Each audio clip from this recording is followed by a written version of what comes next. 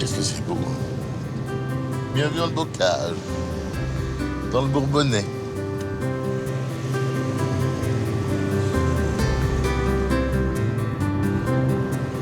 Donc là, on va arriver à Noyant. Ah, ben voilà, Noyant. Noyant d'Allier, petit village d'Auvergne de 603 habitants, ancré dans un paysage où le bocage est préservé. Marqué par plusieurs vagues d'immigration, son histoire est singulière. Au début du XXe siècle, l'exploitation de la mine de charbon fait appel à une main-d'œuvre polonaise et ukrainienne. Quand la fermeture est imposée par les Allemands en 1943, les corons sont progressivement dépeuplés. Après les accords de Genève en 1954, mettant fin à la guerre d'Indochine, l'arrivée des rapatriés fait revivre le village. En 1965, 1705 d'entre eux, dont 754 enfants, sont accueillis à Noyant d'Allier. Le père de Caroline est arrivé en 1985, avant que le reste de la famille ne le rejoigne. Le Petit d'Asie. Restaurant, bar et boutique. Vous m'en dites qu'elle est belle. Oh, bonjour. Enchantée. Bonjour. Je suis très heureux. Ouais. Ah, je vous embrasse. Bonjour. Bonjour. Enchantée, soyez le bienvenu. Moi, c'est Magloire. Oh, Caroline Guyenne. Caroline. Oui. Je sais. Ravi, je suis très heureux d'être là, Ah bah, moi, d'être très- chez vous. Oui. On va passer un peu de temps ensemble. J'ai envie de vous connaître, de savoir qui vous êtes, d'où vous venez, qui sont les gens qui vous entourent, comment vous en êtes arrivé là. Mais on va partir d'abord du Vietnam, c'est ça? Du Vietnam, c'est ça. Bon, Oui. c'est parti. On s'assoit. Caroline, ça fait combien de temps que vous habitez dans ce petit village de Noyant? Ici, je suis arrivée en février 1992. 1992, vous aviez quel âge? 11 ans. Vous avez vécu au Vietnam jusqu'à l'âge de 11 ans? Oui, parce que je suis arrivée seulement à l'âge de 11 ans ici, d'abord à Chantenay-Saint-Tempère et après directement Noyant. Je vous ai fait un thé? Ah oui. C'est du gingembre. Le gingembre, là, il y a confit. Biscuit au bonheur. Et ça, qu'est-ce que c'est? Ananas confit. Le remue, là, comme ça. Voilà, légèrement. Et après, vous soulez tout doucement pour laisser couler l'eau. Alors ça, c'est un thé comment? À la vietnamienne? Oui. C'est la première fois que je bois du thé dans ce type de tasse, comme ça. C'est donc typiquement vietnamien. Mais bon, pourquoi il n'y a pas ça dans les restaurants vietnamiens? Ah, le thé est vietnamien, mais la tasse est chinoise. C'est pour ça, c'est un mélange de cultures déjà. C'est ça. À Noyant, c'est la diversité culturelle. hein. Diversité culturelle. J'essaie de cultiver tout ce qui est optimiste et positif. Ouais. Voilà, c'est mon choix de D'accord, vie. d'accord. Et donc, tout ce qui est positif, que ce soit donc, Vietnamien, français, chinois, africain, laotien, cambodgien, Voilà, je prends. voilà, d'accord. Bourbonnais, bien Donc vous avez sûr. pris toutes les cultures, y compris asiatiques bien sûr C'est ça. aussi, Oui. mais françaises aussi, mais européennes aussi. Oui, c'est ça. Mais en fait- Bonjour. Bonjour, Bonjour. monsieur. Ravi de vous rencontrer. Bonjour, nous très aussi, heureux c'est pour dire que vous la êtes même jolie. chose. Bonjour. Je suis Céline Ardouin et vous êtes monsieur Magloire. Il paraît. Céline, je suis ravi de vous rencontrer. Merci. Et moi, Marie Et Malter. vous êtes Marie Malter, ravi. Qu'est-ce qu'une Polonaise d'origine Oui. fait à Noyant? Parce qu'on avait déjà une qu'une Vietnamienne. Eh bien- Vous allez me dire que vous êtes originaire d'où alors, Marie? Ukrainienne. Bienvenue à C'est un Noyant. festival. C'est le festival. C'est un festival. C'est le Et festival. nos parents sont arrivés ensemble en 1929. Le 29 avril 1929 à Noyant. Alors, racontez-moi cette histoire. En 1929, on est au moment de la crise. Oui. Le monde va extrêmement mal. Oui. On sort de la guerre qui s'est finie depuis 12 ans, Oui. 11 ans. C'est la pauvreté qui a poussé vos Bien parents. sûr, jusqu'ici. bien sûr, bien sûr. C'est Un ça petit lopin de terre qui ne faisait pas vivre les familles nombreuses. Il y avait qui, papa, maman? Oui, Oui, papa, maman, maman. qui était Et mon moi- père qui avait et 25 ans à l'époque. Et ma mère de 3 ans, sa cadette. Et vous? Et moi, ma maman et mon papa, et un grand frère, enfin un frère qui avait 9 mois, et qu'elle allaitait. Pendant Elle le est arrivée voyage. en France avec un oreiller Oui. et une petite caisse en bois que mon papa avait fabriquée avec leur objet personnel. Voilà, il y avait... C'est tout ce qu'ils avaient? C'est tout ce qu'ils avaient. En arrivant en France, ils sont arrivés à Toul. Et on leur a dit? On leur a dit, mon papa ne savait pas s'il allait travailler à la campagne ou à la mine. C'était un gars de la campagne. Ben oui, pareil pour mon C'est père. l'administration qui décide. C'était l'administration qui a décidé. On vous a à Toul. Vous allez là, là, là. Et nos parents se sont retrouvés dans le même wagon pour arriver à Noyant. Il y avait 9 familles qui sont venues à Noyant. Ils sont venus à Noyant. Et on est destiné à travailler à la mine. À la À la mine. Moi, je voudrais qu'on entre dans l'histoire, puisqu'on est là pour Caroline aussi. C'est que vous êtes la génération précédente Oui, d'immigrés de l'Europe. oui. Vu de quel œil vous avez vu arriver cette nouvelle vague d'immigration migratoire des Vietnamiens dans les années 75? On les a accueillis à bras ouverts. On était émigrés nous-mêmes. Nous aussi. Nos parents étaient des émigrés. Et moi, les dames vietnamiennes, elles s'appelaient ma maman Mémé. Quand ils sont arrivés, quel soulagement de la vie. Et puis, on commence à rénover, surtout quand on a permis aux Vietnamiens d'acheter les maisons. Donc on peut être ukrainienne, polonaise, vietnamienne et se retrouver, et togolais d'origine, et se retrouver à boire ce thé.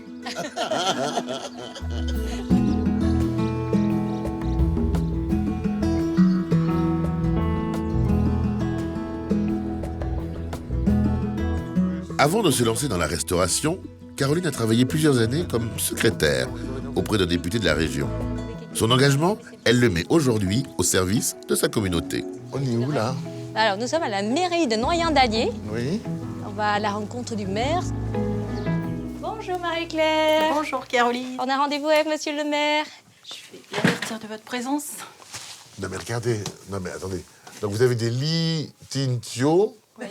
mais tout à côté, le voisin au Simonique. 01, et c'est Simonique on dit. Voilà. Oui. Mais on a un Karou Payaou.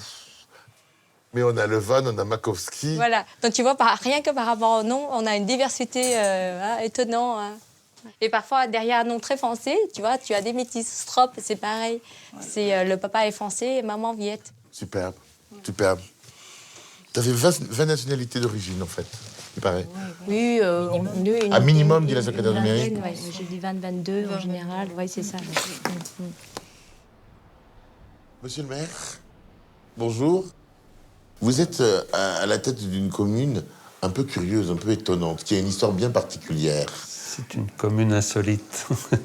Il y a eu un passé minier, une histoire de 2 siècles à peu près de vie minière. Et après, il y a eu l'histoire des rapatriés d'Indochine. Mais c'est une commune d'accueil. Quand il y a eu la guerre d'Indochine, donc la fin Dien Bien Phu, le 7 mai 1954, il a fallu que la France organise des centres d'accueil. Et Noyant était le plus grand centre d'accueil. Quand ils sont arrivés dans les corons, donc il y avait encore quelques vieilles familles issues de la vie minière. Et ce sont les Polonais, finalement, qui étaient restés là, d'origine polonaise, qui ont accueilli les Vietnamiens, les Eurasiens. L'entraide entre les locaux, les Bourbonnais, et les familles donc Les polonaises, Bourbons. ukrainiennes et les Vietnamiens, l'entraide est quand même très présente, ce qu'elles me racontent les mamies. Et puis il y avait cette volonté aussi culturelle de à la fois garder leur culture, mais une volonté aussi de s'inscrire dans la démarche du pays. Les dames, elles avaient leur hôtel à la maison, mais le dimanche, elles venaient à la messe. Et ça a valu des photos superbes où les dames venaient en tenue de ville, de sortie, avec le chapeau asiatique, et elles venaient à l'église. Et à l'église de Noyant, on a une Vierge Marie qui est en tenue traditionnelle vietnamienne. Ah bon? Voilà. Oui. Ouais. Oui, oui. Le prochain défi du maire de Noyant, quel est-il? Ouais, le défi, c'est faire vivre ces mémoires, ce qu'on disait, puisque là, c'est un moment, on a un tournant là de cette histoire, et on commence à voir les aînés de la deuxième génération qui s'en vont, et on voudrait que ces choses-là, mais ça soit raconté aussi par les enfants. C'est pas à nous d'écrire des choses qu'on n'a pas vécues ou qu'on a juste entendues. Il faut aussi que ce soit les enfants qui fassent vivre ça.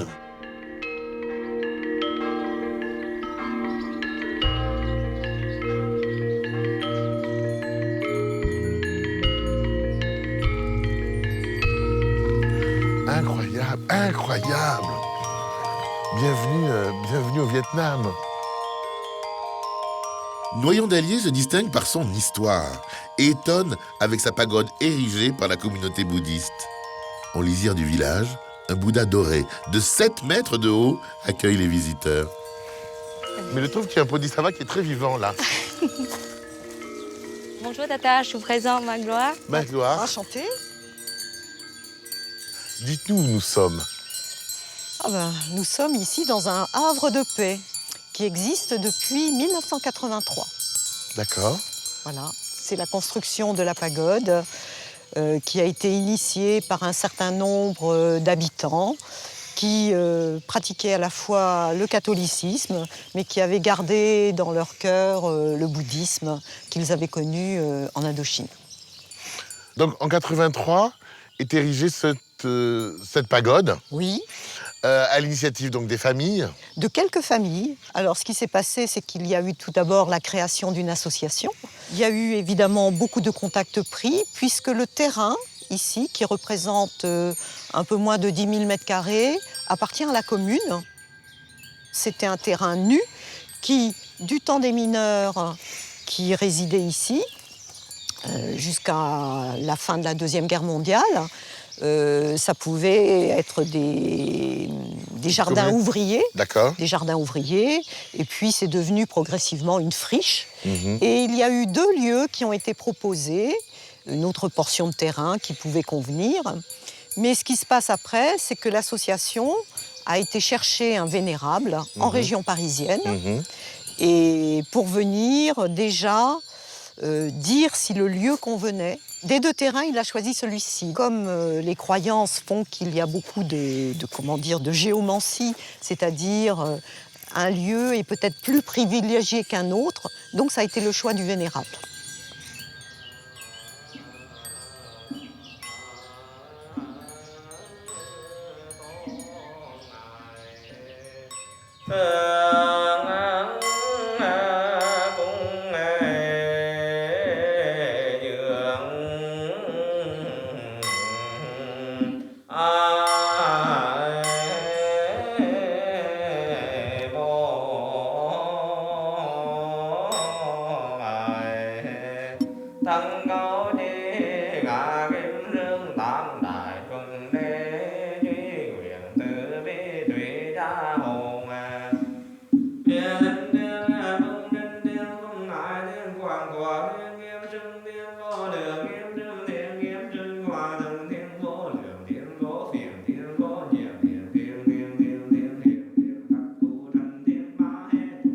Mon père est un réfugié politique. Il a quitté le pays en 84. Comme ce qu'on voit dans les images malheureuses, dans les petits bateaux qu'on appelle les puppy balls. Oui. Il est parti en cachette, maman n'était pas au courant. Il a été accueilli par un navire américain et il était donc réfugié à Hong Kong, en fait, au centre d'accueil des réfugiés à Hong Kong. Et c'est là où il fait des demandes d'asile dans les pays du Nord, les pays occidentaux. Et donc la France a répondu en premier et c'est là qu'il a décidé de venir en France. Et il nous a fait venir par regroupement familial en 91. Donc combien d'années plus tard? Donc 85 à 91. Voilà. D'accord, 6 ans plus tard. Oui. Vous avez enfin retrouvé votre papa. Vous avez quel âge? 11 ans. Mais c'était très très fort parce que quand il est parti... Vous ne saviez pas? On ne savait pas. Et puis après, on n'est pas consciente parce que maman, en fait, nous a toujours protégés. Elle était très présente. Et au début, elle ne savait pas, donc elle ne nous a pas dit. Et quand elle savait, elle disait que papa est parti pour des raisons, donc, on va dire, personnelles. Mais ce n'est pas parce qu'il ne nous aime pas. Quand on est né quelque part, je pense que c'est... le village où on est va nous accompagner partout. C'est tout un ensemble, en fait. Je pense que c'est tout un environnement, sa maison. C'est le berceau qu'était le village en entier qui vous manque. Oui, mais c'est tout un ensemble. Après, ce manque-là, on va dire, je dis, est complet par le fait que j'ai quand même mes frères, mes sœurs et maman pour nous rassurer. Et ce qui est très dur au départ, c'est quand on quittait à 11 ans, je ne parlais pas du tout le français. Donc, en arrivant ici, même si on sait que c'est une joie, que c'est un pays donc, qui nous accueille à bras ouverts, c'est une chance pour nous, c'est très dur parce que comme on ne parle pas le français, et quand on arrive en période ado, on ne sait pas qui on est. Et en arrivant à Noyant, au départ, on était un peu inquiets parce qu'on monte dans les vallées, vous voyez, c'est quand même très montagnard. On se demande où est-ce qu'on va. On a un peu peur parce que nous, les Asiatiques, on a très peur des fantômes. D'accord. En général. Et vous associez les fantômes à la montagne Mais ou non, aux voilà, forêts? maison isolée, montagne. Enfin, on était un peu inquiets. Mais maman, avant de venir, en fait, a visité le village. Et elle a eu un coup de foudre, en fait, pour ce village, avec cette double culture. Donc, à l'époque... Qui existait déjà. Qui existait déjà. Moi, je crois beaucoup, en fait, à la diversité, à la richesse culturelle. Je me dis... vous voyez, si vous partez dans le monde et que vous retrouvez toutes les personnes qui vous ressemblent, vous mangez tous la même chose, vous habillez tous de la même façon, qu'est-ce qu'on va s'ennuyer? Tandis que là, la diversité culturelle, tout en respectant la culture de votre pays d'accueil, est une richesse. Je pense qu'aujourd'hui, Noyant est vraiment dans cette logique-là. Qu'est-ce qui fait cette volonté que vous avez eue d'être votre propre patron et de fabriquer quelque chose? Disons que quand vous avez des parents qui partent de rien, qui ont risqué leur vie pour survivre déjà, et puis pour pouvoir aussi donner un meilleur destin à leurs enfants, on s'est dit on n'a pas le droit d'erreur, on n'a pas le droit de se laisser aller, on n'a pas le droit de tendre la main en attendant que ça tombe. Et comment dire, même si on est dans la culture de la reconnaissance, on est aussi dans la culture d'avance en fait. Et ça, je pense que je l'ai hérité de ma mère. C'est-à-dire que quand on essaye de prendre l'exemple sur ce qui va bien, on s'est dit, il y a des personnes qui arrivent et qui s'en sortent alors qu'ils avaient rien. Pourquoi pas moi? Pourquoi pas moi, en fait. Voilà. Et on prend plutôt l'exemple de ça. Et je suis tout le temps en admiration devant ce qui est, la réussite, l'engagement. Et puis même par rapport à la France, le pays qui nous accueille, maintenant c'est la patrie de mes enfants. Et donc on se doit être fiers de ses origines, mais aussi de son pays d'accueil.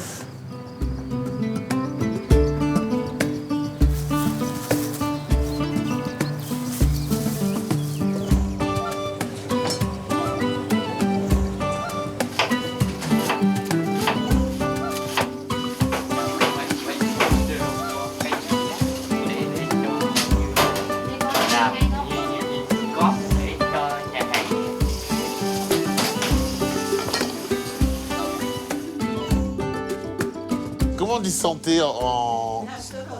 Nas de Rovier. Et après... Mokhai ba yo. Mokhai ba yo. Voilà. Magloire. Merci. Allez-y. Tonton. Pierre-Marie ici. C'est quoi votre histoire? Mon histoire, c'est-à-dire, comme beaucoup, je ne sais pas si vous avez entendu parler de la FOEFI, Non. la Fédération des œuvres de l'enfance française d'Indochine. Au moment où j'étais né, c'est la famille de ma mère qui n'a pas voulu. Oui. Donc, qui m'a récupéré, qui m'a déposé chez les religieuses au domaine de Marie. Et donc, elles se sont occupées de vous. Elles Et se sont après, occupées de moi. La FOEFI m'a... La FOEFI vous a rapatrié. Vous allez dire que peut-être je suis bizarre, mais je m'estime heureux. Je n'ai pas souffert de la séparation des parents. Et plus tard, par la suite, je n'ai pas non plus souffert de leur disparition physique due à la mort. Tout simplement parce que les religieuses nous ont donné un amour que tout enfant méritait. Comment elle s'appelait, ces religieuses? C'était quelle congrégation? Sœur de Saint-Vincent de Paul. Avant, c'était des grandes cornettes, là.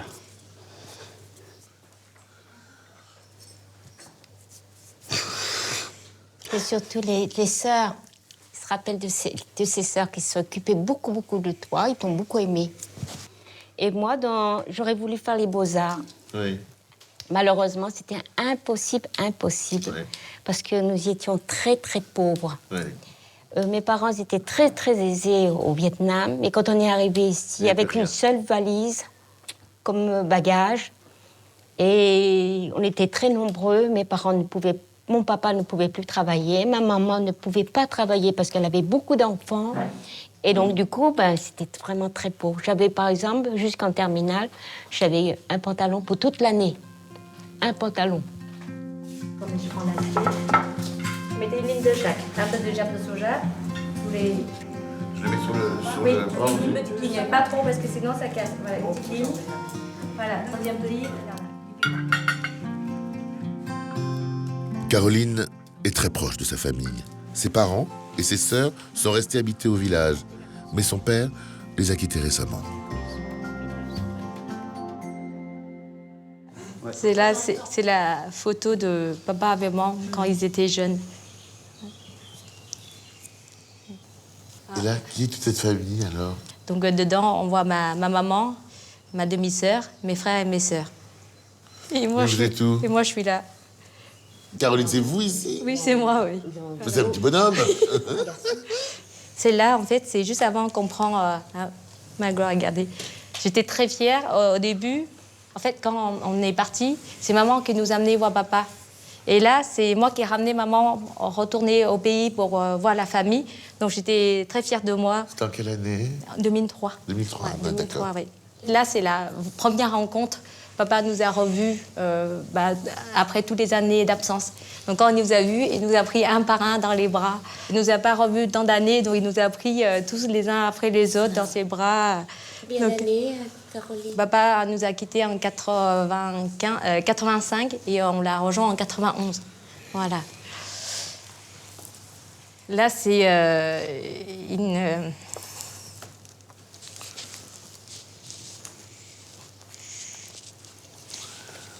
C'est son papa. Est-ce que je peux m'approcher?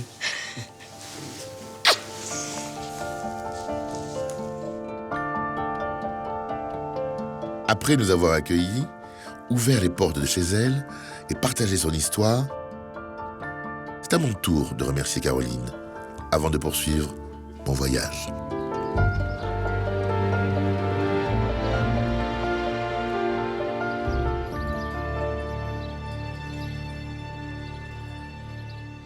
Moi, je voulais t'offrir quelque chose qui vient de là d'où je viens.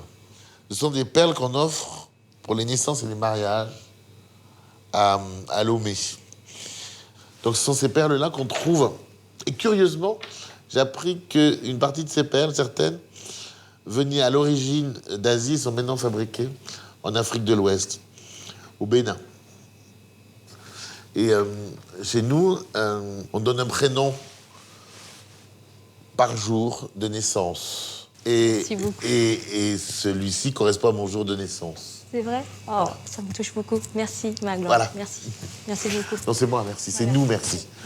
On peut être français d'origine étrangère et être fier d'être française et aussi être Et de ne citoyenne. rien renier Voilà, du Vietnam. et de rien renier à ses origines et de vivre pleinement sa citoyenne française et ses origines étrangères.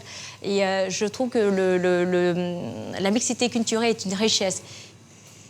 Ça, c'est notre petit livre d'or, c'est notre petit carnet d'or, je dirais, Oui. à la manière du carnet du reporter ou de l'aventurier des années avant, d'autrefois.